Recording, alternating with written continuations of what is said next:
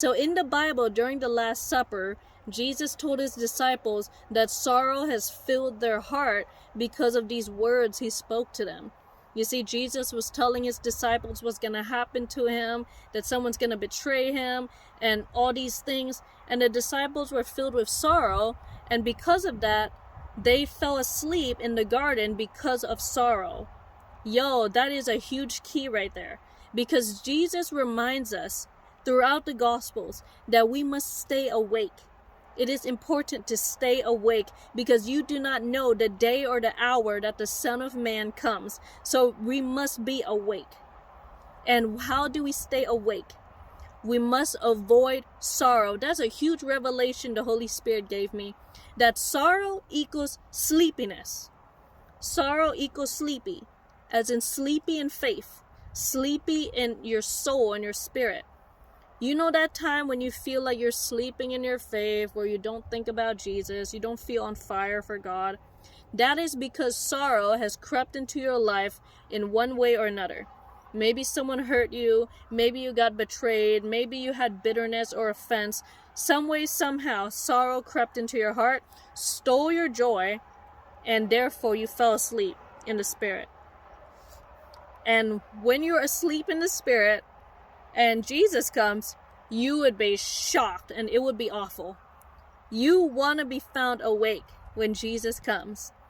And so, my friends, I want you to stay awake. That means to avoid sorrow at all costs, because sorrow will cause you to be sleepy.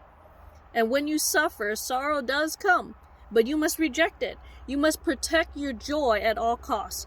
Protect your joy, because joy in the Lord keeps you awake, stirred up, on fire for Jesus, ready to go and do the things he has called you to do. Your joy is so important. Protect your joy. Protect it.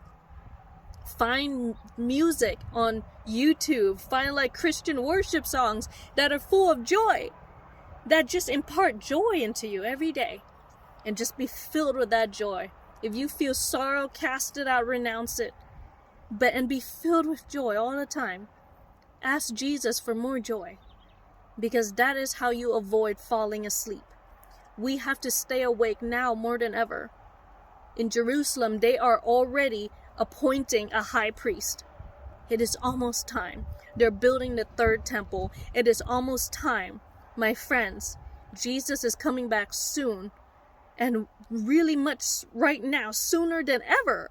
In this age, sooner than ever. In this generation, sooner than ever. We are closer than any other generation to the return of Jesus Christ. And oh my goodness, I remember when Jesus came down to earth, okay? When you read through the scriptures, and Jesus came down to earth. Oh my goodness. When he came to earth as a wee little babe in a manger, not many people knew. But those that were diligent, the wise men, they were diligent in searching the scriptures. They were diligent in reading the books of Daniel, the prophecies regarding the Messiah, to the point where they were willing to get on camels and cross a nation to find baby Jesus in a manger. Like, yo guys, we gotta be like those wise men. They were awake. They were ready. They were diligent, diligently searching for the Lord. Diligent. And there were so many people, even in that town of Bethlehem. They knew the Messiah was going to be born in Bethlehem. Yet, all those people there, they were unaware that Jesus was born in a manger. Except for the shepherds. Though they were kind of unaware also until the angels showed up in glory. They were not searching for the Lord.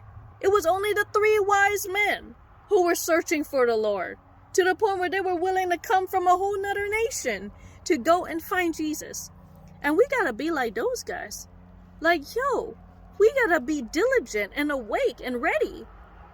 Because if only 3 guys found out that Jesus appeared on earth without anybody telling them, the 3 wise men didn't get a message from the angels, like to tell them where to go and what to do. They were searching for Jesus. Wise men still seek him. So let us be wise. Let us be like those wise virgins. Let us be like those wise men who are searching for Jesus. who seek his face every day, because we never know that day or hour when he's going to come back. When he's going to come back. And my goodness, he is so humble. So humble. When he comes back to take his bride, not many people would know it.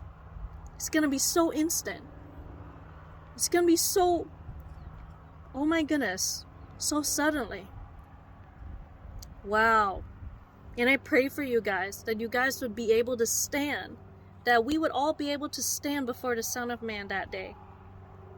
Wow, so let us be awake, guys. Let the Master not find us asleep.